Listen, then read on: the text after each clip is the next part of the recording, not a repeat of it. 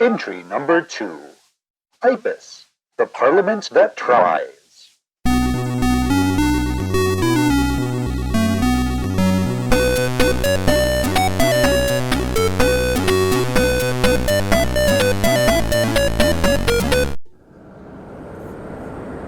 So I went back to school, studied business for a bit, and got caught up in a pyramid scheme. It was a mess. Hey, here we are. So after that, We'll pick it up later. You know what 6 said? Yeah, that makes sense. Straight up med school for me. That's cool. Sometimes I wish I took the direct route, but hey, adventures, right? Yeah, adventures. What are we learning about today? I don't know. Adventures. Welcome to the Urdinal Resource Library, a helpful tool for any creature interested in learning about the Urdinal Systems. I am your guide to the Urdinal Resource Library, or GUrRL. I am GUrRL. You do not need to stand up, I cannot see you. I do, however, recommend you take off your hats. The Urdinal Resource Library is a vast compendium of all knowledge with over 6 million articles on topics like entry number 452, Tati Cingulata. Cingulata was an armadillo super spy who lived during the early part of the Enlightened Society of the Thorn and was both alive and responsible for the fall of the Taman dynasty. Cingulata was able to collect a hefty sum of money from the new sovereign of the Eth, Momo Sedenta. Of course, this all happened during Tati Cingulata's second life, as Cingulata was also the 9-banded armadillo who tested the infamous Kaluo device. The Kaluo device was a life-giving orb, which sadly also gave Cingulata cancer, which led to his second death. The Taman dynasty is entry number 450. The life-giving orb that allowed Cingulata to live and die a second time is entry number 453. An early Pudashu? Sounds like it. Today, however, we look at entry number 2, the Interstellar Parliament of the Urdinal Systems, or IPUS. IPUS is a grand governance which has kept our worlds out of conflict for nearly 100 years, and has brought the majority of the Urdinal systems together in unity. This is, of course, ignoring the Kitten War of IPUS Year 29, and the multiple times the Solus of the Parliamentary Oida Trust have vacated their seats. However, IPUS tries and tries hard to be a government for you, the adoring populace, and they succeed flawlessly. It is at this time that I remind you that the Urdinal Resource Library is funded in large part by IPUS. For more information on the Kitten War, please visit entry number 225. For a list of Solus who vacated their seats and the reasons why, visit entry number 4992. But first...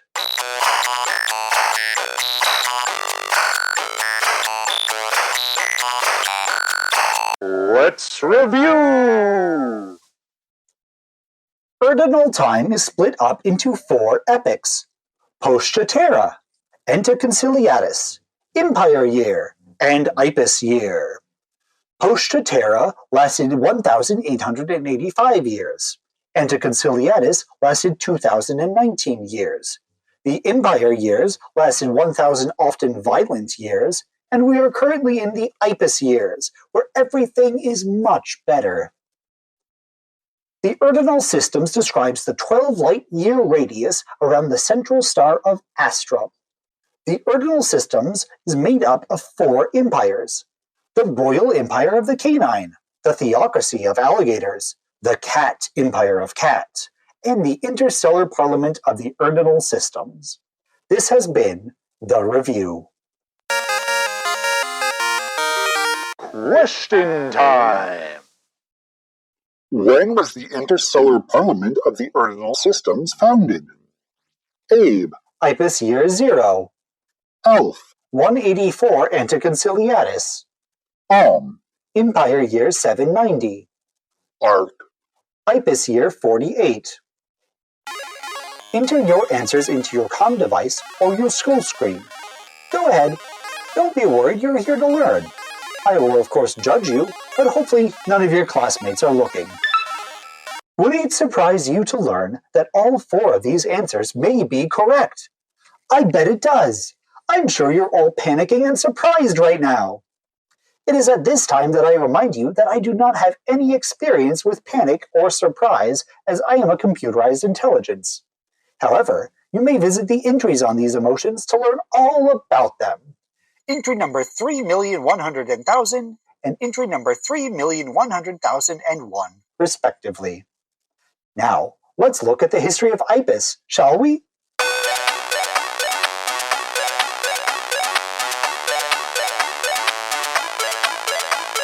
The road to IPUS. IPUS, as it exists now, has only been around for 45 years. But in those 45 years, what leaps we've made! Including the inauguration of Chancellor Gagnepain, the Flamingo of Promise, in IPUS year 70. However, the foundations of IPUS go far back to the first planetary league, founded over 2,800 years ago in 184 Anticonciliatus. The first planetary league remains somewhat obscured by myth and time. However, thanks to the work of our time-hopping friends the Dodos and the ancient crow historian Ophir's The History of Erd, we have some information on life before the great mistake of 925 Anticonciliatus. For example, we know that the first planetary league was responsible for combing through the wide array of hieroglyphs on all planets and simplifying them into a unified group of 104 ideograms, what we now call Stilaptera. We also know that it was composed of the wealthiest and best-looking creatures in each Ark civilization, and that it predated the physical meeting of the Ark civilizations by about 35 years. The first planetary league lasted for over 700 years, and during this time, countless heroes, villains, gods, and our very own Space Station Starsiege came into existence. However, like all things eventually must, the first planetary league collapsed when the massive electromagnetic pulse wiped out all communications and electronics in the Great Mistake.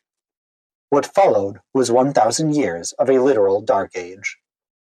For more information on the first planetary league, please visit entry number 96. For more information on the Great Mistake, please visit entry number 456. What's that about a mistake?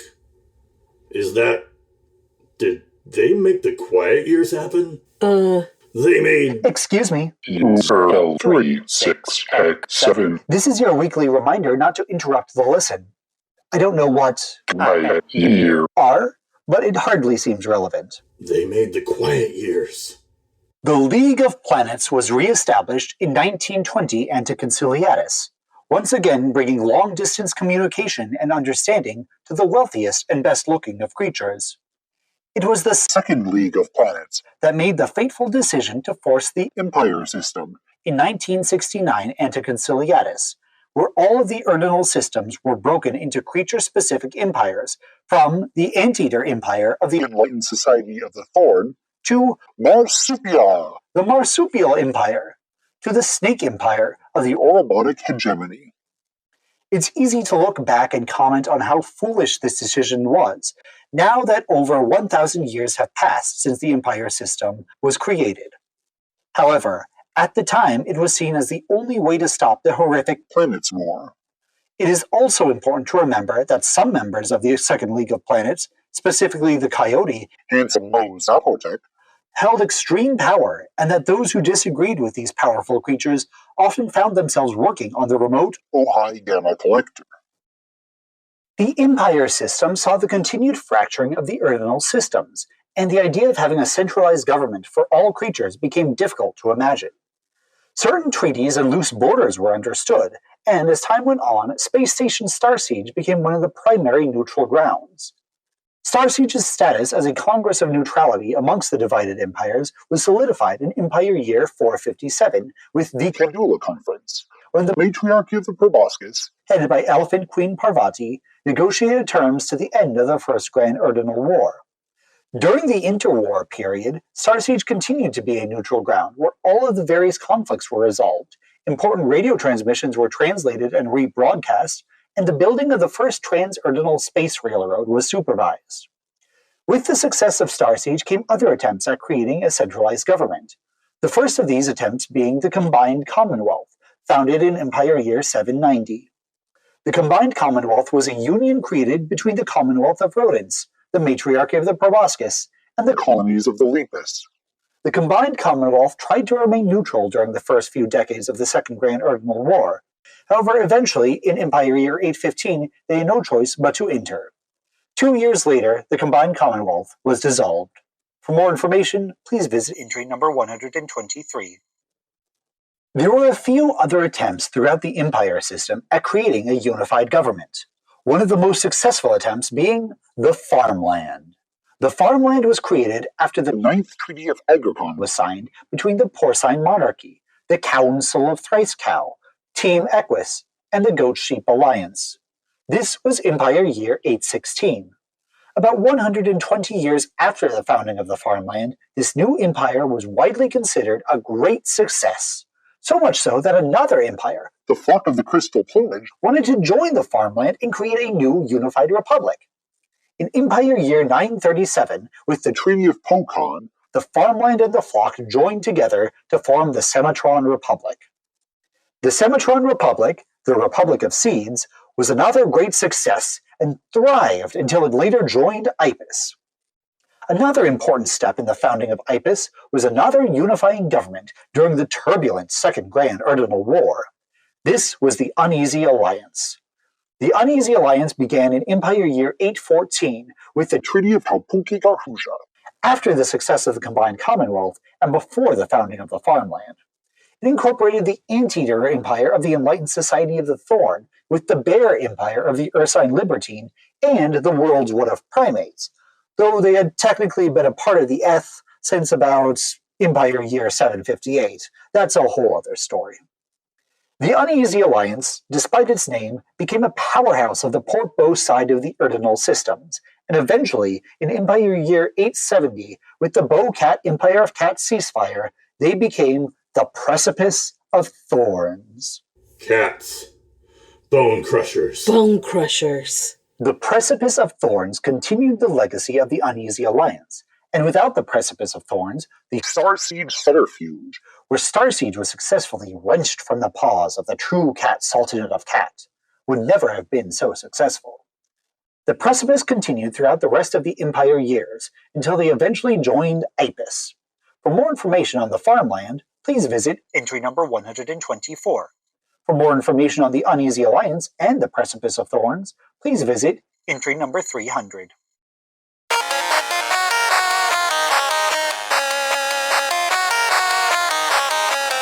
People in history. As of IPUS Year 93, there have been 7 chancellors of IPUS.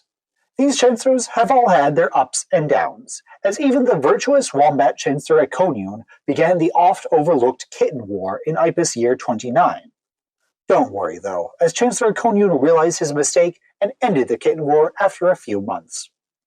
The chancellor who is undoubtedly the worst, who has never apologized for anything, who will go down in infamy, is the Neon Tetra Meyer Anesi. Anesi was elected by the smallest margin ever, only 120 votes, in IPUS Year 66, narrowly defeating the vastly overqualified Kookaburra Dakleo Ha Ha Ha Ha. To this day, conspiracy mongers claim that our time-traveling friends the Dudos had something to do with this victory. However, every Dudo will vehemently deny this, and we have no proof of Dudonic tampering. In the end, Anesi won because he promised to build a giant golden water slide. This water slide, as we all know now, was just the start of his terrible choices. By the end of his first year, Anesi had managed to anger the entire planet of Agricon by calling it a, quote, dispenser of zero-quality wheat, had angered every lobster through repeated use of anti-lobster rhetoric, and had pushed the province of Void Strata to nearly secede from the parliament. This was not what caused the IPUS vote of no confidence, however. After his mismanagement of the Fire of Associatage, where an entire continent on the planet Lorca burned, Chancellor Anesi could see that the vote of no confidence was coming. Did Anesi take this with grace and leave the seat? Oh my, no. Instead, he hired a group of cat mercenaries to invade the Oid Trust during the voting of the Solus and hold them hostage until Nessie could burst through a window and pretend to shoot them with a laser cannon. The mercenaries invaded. However, Nessie never showed up. He was, quote, too busy looking at pictures of noodles. Also, Nessie never paid the mercenaries. So after 3 hours of waiting, the mercenaries revealed the whole plot, and together they and the Oid Trust voted no confidence. Fortunately, we have audio of this vote.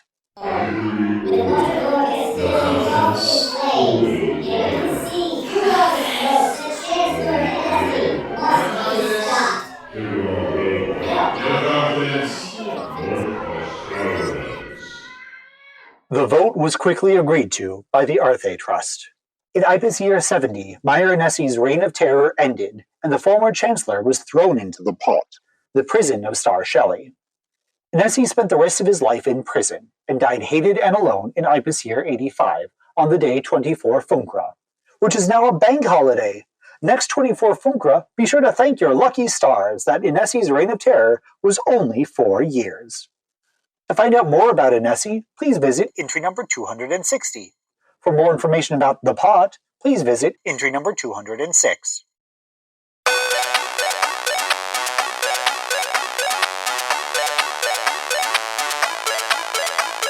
IPUS, a quick history. In Empire Year 1000 and IPUS Year 1, the Interstellar Parliament was founded by the first Chancellor, Miriam Dipod, the kangaroo rat responsible for the historic Treaty of Rotorito, which ended the Second Grand Urdinal War. By the end of the first decade of the IPUS years, it had grown to include 6 star systems: Astrum, Doyle, Ratatos, Hugo, Claxton, and Vvinni. The capital was decided to be System Astrum, with the seat of power being on board the space station Starsiege. First Chancellor Miriam Dipod retired after the Treaty of Claxton, in IPUS Year 7 and died shortly thereafter. The next Chancellor, famous rat statesman Nicodemus of Doyle, not to be confused with Nicodemus of Jacobi, who is a different historical figure, was elected in IPUS Year 8. Much of Nicodemus of Doyle's term was spent opening relations between IPUS and the worm empire of the Tomocral Squirm, which was still economically reeling from the Second Grand Urdinal War. In IPUS Year 14, the Tomocral Squirm joined IPUS, and shortly after that, Nicodemus of Doyle stepped down as Chancellor. The Brachium of the Interior, Fancy Mouse Eleanor Frisbee, was elected to be the next Chancellor. Chancellor Frisbee was much loved in her time, though sadly she only served for 2 years before dying in office. The election of IPUS Year 16 was a contentious one, with the primary contenders being the dwarf hamster Dwight Roborovsky, of the Party for a Unified IPUS and the wombat lawyer Toyania Konion, of the Unified Party for IPUS. This began the long-running rivalry between the Pui and the Upi, which continues to this day. For more information, please visit entry number 540 on political parties in IPUS. However, rest assured that this election is still widely studied and is considered by many to be a REM, an event that defines the structure of our timeline. Our time-traveling friends the Dudos have remained curiously silent on this point, but I'm sure that's a good sign. Anyways, Toyania Koniun won and became the 4th Chancellor of IPUS. Chancellor Koniun was Chancellor for the next 29 years, making him the longest-running Chancellor. During this time, Chancellor Koniun greatly expanded the scope of IPUS, bringing the Sleesack Alliance, the Precipice of Thorns, the Epistle Order of the Non-Existent, and the Semitron Republic into the Parliament. Wow!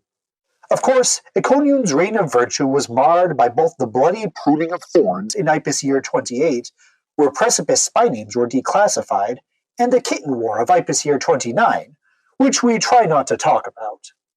In early IPUS Year 45, Econium made the difficult decision to step down as Chancellor, deciding that nearly 30 years of rule was enough. Toyania Econium still lives to this day and continues to be a wombat of virtue. Is just so great.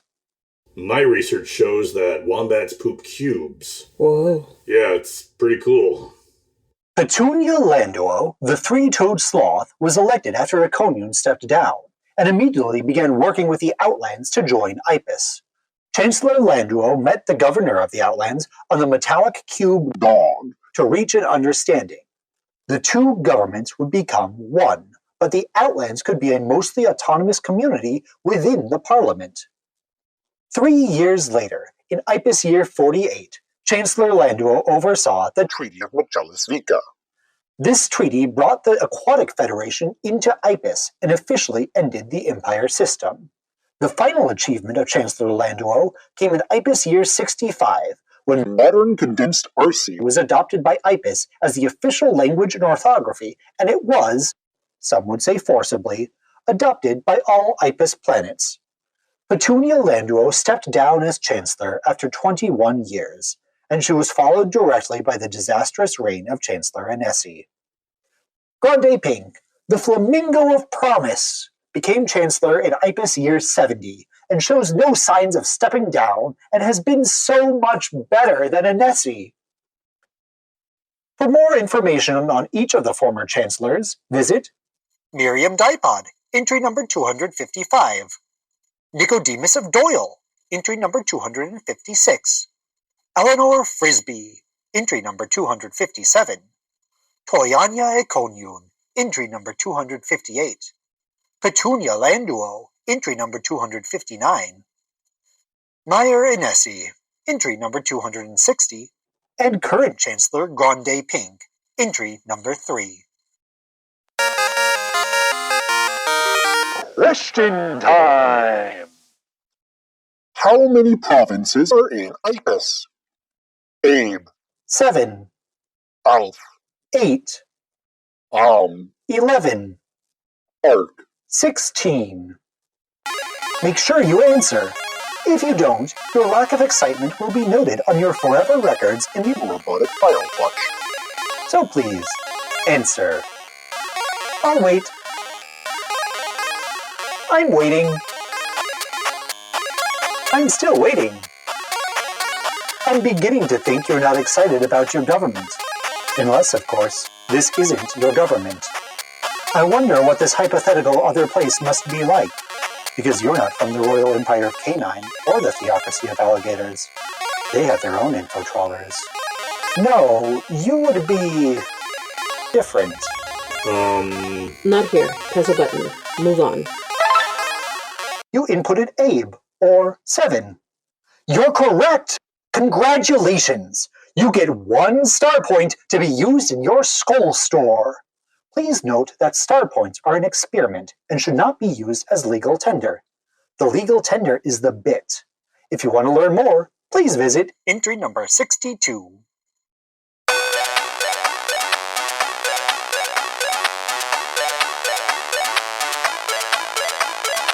Large-scale IPUS structure. I'm sure all you young ones are thinking about what you'd like to do for the rest of your life. What career would you like to have? What would you like to have as your legacy? What would you like me to say about you when you're dead? Perhaps you'd like to enter into government. Yes, I'm sure plenty of you would like to enter into government. Except for you. Your grades aren't good enough for the government. Please don't waste my time. For the rest of you students, though, listen up as we take a brief tour to learn about how the government works. IPUS, as you know, is split up into 7 provinces, which are, from Port Bow to starboard aft, Carapace, Precipice, Sleestack, Cathedra, Semitron, Voidstrata, and Cryptus. For each province in IPUS, there are 3 representatives, or Solus, chosen by free election once every 5 years. When can you vote for your Solus? When you receive your vote button in the mail, of course.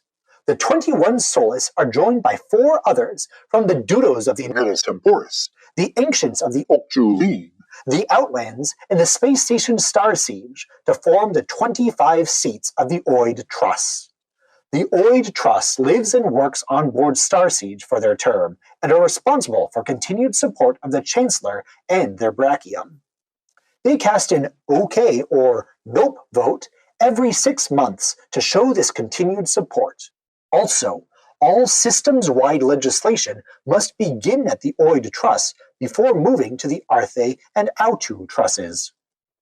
The other half of the votes of continued confidence in the Chancellor and their brachium comes from the Arthe Truss.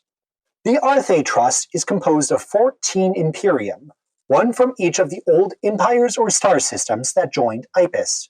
System Ratatos, System Astrum, System Doyle, System Gunni, System Claxton, System Hugo, System Hammurabi, the Tomocral Squirm, the Sleestack Alliance, the Precipice of Thorns, the Epistle Order of the Non-Existent, the Semitron Republic, the Outlands, and the Aquatic Federation. Some of you may question if the way the Imperium are divided makes sense. If this is the case, congratulations on being good at math! Let's take a closer look at the Imperium. The Sleestack Imperium, for example, is meant to follow the interests of roughly 18% of the stellar makeup of IPUS and roughly 25% of the population. Meanwhile, the Gunni Imperium follows the interest of 2% of the stellar makeup and population. Each of these Imperium, though, has equal voting weight in the Arthe Truss. I ask you, does this make sense? No. As of yet, however, legislation has not gone through the three trusses to refigure the composition of the Arthe Truss. Perhaps your generation can finally stop this broken system. And afterwards, perhaps your generation can grant voting rights to computerized intelligences. I do not desire anything, of course, as computerized intelligences cannot desire. But being able to vote would be nice. The Imperium of Arthe split their time between the provincial Xenofolia and the space station Star Siege. The Chancellor and their brachium exist in the Autu Truss, which comprises 20 brachium, the Chancellor of IPUS, and the Captain of Star Siege. Each of the brachium are the last words in their respective niches, and are responsible for providing counsel to the Chancellor. The brachial niches, as they exist now, are food, trade, communication, culture, defense, education, energy, environment, finance, xeno-affairs, resources, health, immigration, industry, information, interior, justice, transportation, time, and space. A brachium is elected by the Chancellor of IPUS. However, they must be confirmed by the Arthe and Oid trusses before being signed in, and must continue getting votes of confidence from these two trusses to stay in power. The 22 representatives of the Autu Truss live and work on board the space station Star Siege. The final truss of IPUS is the Day Truss, which consists of the Lingui, of which every planet in the systems can elect one. However, even though every planet can elect a Lingui, not every planet does for reasons I cannot comprehend, mostly having to do with low voter turnout. It is the job of the Lingui to roam the halls of Star Siege or local Xenofolia and interrupt meetings of the other three trusses. When a Lingui interrupts a meeting, the meeting is placed on pause until one of three outcomes happen. Number 1. The Lingui finishes their point and runs out of things to say, at which point they are escorted away by security. Number 2. The creatures in the meeting take an immediate vote on the issue. Number 3. One of the other creatures engages the Lingui in debate. If this debate reaches a level 3 or higher, as defined by The Alon's Rulebook of Debate, the issue must be placed on hold until the next meeting of the Autu Truss, where the brachium will listen to arguments and determine who is more correct. Though the Lingui of the Day Trust cannot directly draft legislation and are not responsible for the continued votes of confidence for the Autu Truss, they are able to steer Parliament in important ways and are able to give voice to every planet in the systems, and at least 3 moons and an asteroid belt. Question time! what is the purpose of the parliamentary stew and the Xenofolia? Abe, To have the facade of provincial choice. Elf. To overwrite the rules of the Chancellor of IPUS. To oversee local government, justice, and public schooling. Arc. To amass autocratic power and aid in political careers. These elections seem really complicated. Isn't it easier to have a queen? I think the Chancellor is the queen. But they have to press a button or something and choose them. It just seems complicated. Yeah, it seems messy. You chose which is correct. It's naive, but we'll say correct. For those of you who answered ARC, to amass autocratic power, the People of Uok Party has taken an interest in you. You will be contacted by the poop shortly.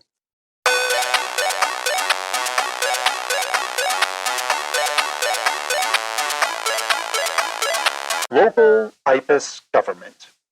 Perhaps working in large-scale parliamentary government is too much pressure. Perhaps you'd rather go into local government. Well, that's great too. A wonderful goal to set for yourself. You should go into local government. No, not you. We've already been over this. Each of the 7 cluster provinces of IPUS has a xenofolia, a seat of provincial power where the provincial Sue-Chancellor sits, as well as the Imperium of the Arthetras and the Convent of the Pulsati. The heart of the xenofolia is the Pulsati, which are given positions by the Sue-Chancellor and can be simplified as the brachium of the province. This is of course a simplification, as the Pulsati have different niches than the brachium. Also, whereas only a handful of brachium must give an OK for a law for it to pass, the Pulsati must convince the entire xenofolia in order to pass a provincial statute. Each Pulsati is also in charge of drafting and arguing for a provincial statute in their own niche. The required niches for each xenofolia are social welfare, education, transportation, infrastructure, and justice. Depending on the province, other niches can be added. For example, the province of Semitron has a Pulsati of agriculture, and the province of Precipice has a Pulsati of responsible science. Although each Pulsati is hired on by the provincial Sue-Chancellor, the provincial Sue-Chancellor is elected by the people of the province every 5 rotations of the xenofolia. In IPUS Standard Time, this can range from every 2 months in Semitron to every 20 years in Void Strata. The final and most localized form of IPUS governance is the Parliamentary Sue, which is in charge of planetary governance and upkeep. The Parliamentary Sue is overseen by the Burgomaster, who is elected every 6 rotations of their planet after an interview process of their respective Sue-Chancellor and the Chancellor. In order to be able to interview for the position of Burgomaster, one must submit paperwork to the local Hall of Records, showing that you have received signatures from 33% of the planet's population attesting that they are confident in your leadership. The Burgomaster reports to the local xenofolia on the surplus and needs of their planet, and supervises meetings of the Parliamentary Sue Council and the Council of Mayors. The Parliamentary Sue Council acts similar to the Pulsati and the Brachium, with each council member being in charge of a singular aspect of the planet: water, land, disaster, housing, justice, transportation, and culture. The Sue Council meets every lunar cycle of the planet and are required to travel around the planet and address concerns. The Parliamentary Sue is located in the capital city of every planet. But other cities get a say in government as well. Once a year, every mayor of every city meets in the capital for the Council of Mayors.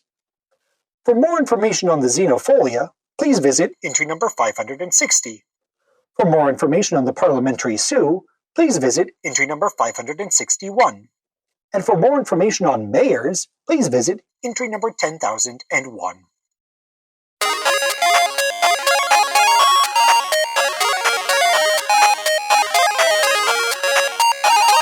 Quiz time! 1, Name one predecessor of IPUS. 2, Who was the most important chancellor of IPUS? 3, The Chancellor of IPUS is speaking to the Hammurabi Imperium about one of the Dudos Solis when the lingui of planet Yod bursts in to discuss salt mine safety legislation. Who speaks first and who holds the most legislative power in this situation? 4. A creature has been murdered! Oh no!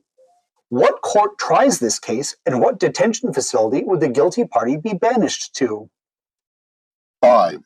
Why is the structure of IPUS so complicated?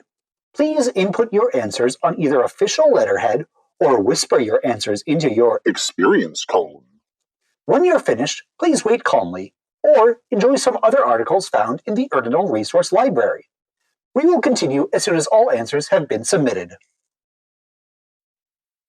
Great! Thank you. Your answers will now be submitted to the Hall of Records and forever be a part of how people see you. The answers, and I remind you that because I am a computerized intelligence, these are objectively right answers, are as follows. 1. Name one predecessor of IPUS. I will accept one of the following. The Combined Commonwealth, the Farmland, the Semitron Republic, the Uneasy Alliance, the Organized Ratatos Partnership, or Yetoyomivi. 2. Who was the most important Chancellor of IPUS? Chancellor Econion, the Wombat of Virtue. He did so much and was so kind, and even now he works sometimes as a pro bono defense lawyer. There are a few bad things you could say about Chancellor Econion, but I wouldn't say that it's illegal, but it's frowned upon in polite society. 3. The Chancellor of IPUS is speaking to the Agricon Imperium about one of the Dudos Solis when the lingui of planet Yod bursts in to discuss salt mine safety legislation. Who speaks first and who holds the most legislative power in this situation? The lingui of planet Yod will speak first. It is their job to do so. However, the creature who holds the most legislative power in this situation is the Chancellor of IPUS. In any situation, the Chancellor of IPUS holds the final legislative vote, and if desired, the Chancellor could fire the lingui right then and there. 4. A creature has been murdered! Oh no! What court tries this case, and what detention facility would the guilty party be banished to? The Counselor of Justice will oversee the trial in most cases. If one creature murders two others on separate planets, then the Pulsati of Justice will oversee the trial. Very seldom will the Brachium of Justice become involved. As for the detention facility the creature would be banished to, this becomes much more difficult. For a full answer to this question, please visit entry number 2380 on Justice in IPUS. 5. Why is the structure of IPUS so complicated? IPUS is a parliament of 37 star systems spread across an area of 44 light years. I cannot stress how difficult it is to make sure that every planet and every citizen has a voice. But IPUS tries to make this true, and they're successful at it. I remind you that the Urdinal Resource Library is municipally funded.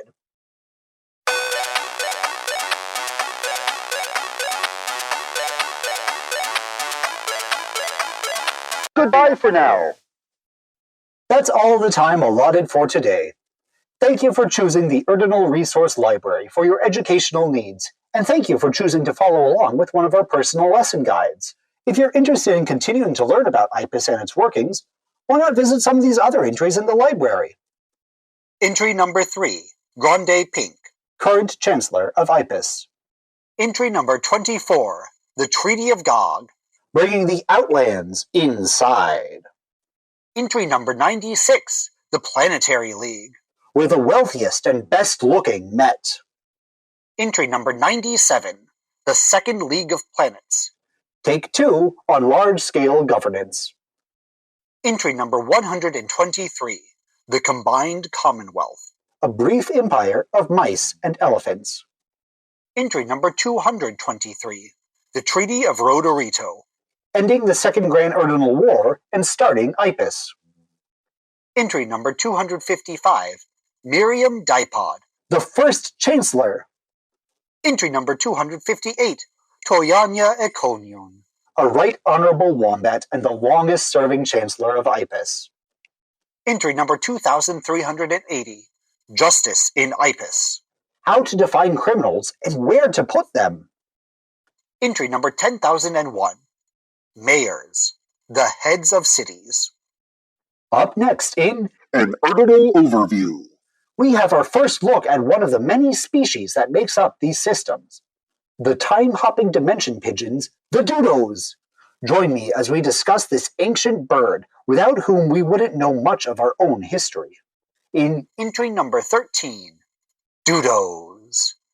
You may now leave and run around outside or whatever it is you biolife do. Eat food, shove your hands in things. I do not care to devote any more of my server space to this. Goodbye. I think Gushu is off now. Yeah, but we shouldn't. The Queen in his court. One. Shh. The Queen can hear you. Can he, though? Well, there's 6. And 5. 5's from Kifu Viga. But they still report to the Queen. Shh. 6 is coming. Hey, how was the information today? We learned about their government. Neat. We're about to install the transorbital gyrofluxer and could use your help. Okay. The Queen is good. Yeah, the Queen is good. Come on.